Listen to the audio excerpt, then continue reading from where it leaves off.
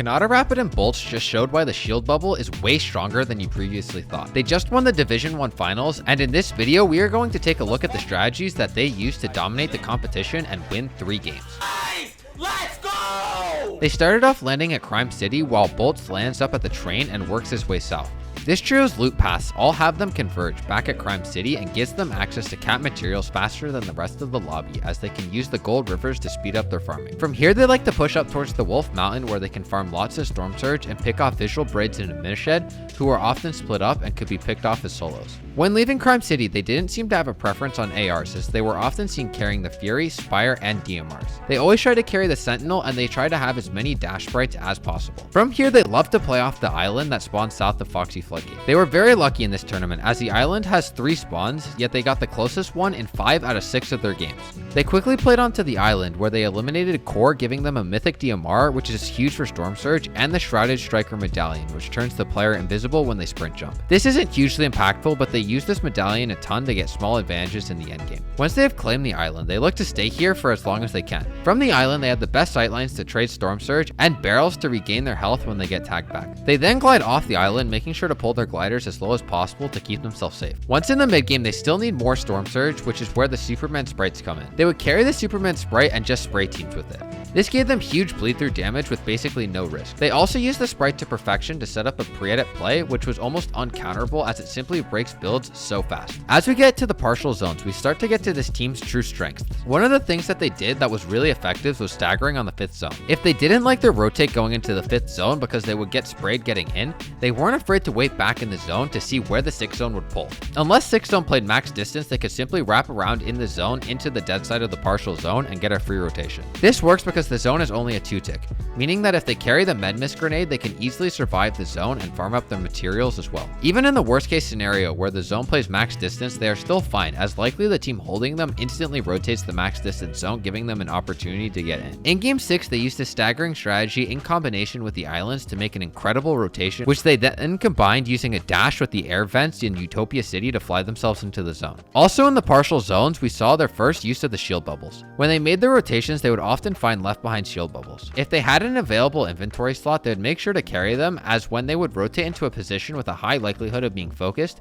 they would throw down a shield bubble. When other teams see the shield bubble, they stop shooting, which allows their builds to gain enough HP where they will no longer be the focus of the lobby. They also use the shield bubble after they finish off a fight. When you finish off a fight, many teams want to look to see if they can clean up a potentially weak player, but by throwing down a shield bubble, you allow your opponent to change their focus away from you and allow you to safely claim the loot. Once in the endgame, they would try to take the high ground on the 8th zone, as they often had a ton of materials compared to the rest of the lobby and could hold it very well. If they couldn't get it and claim it on the 8th zone, they would continue to pressure the high ground until they died or got it. Throughout the entire endgame, they would tarp and dash on high layers and spray back where the height was weakest, where it was connected deep in zone. This forced the height team to continually reconnect and use materials before they eventually gave up when they ran out of mats, giving Kanata an easy height take.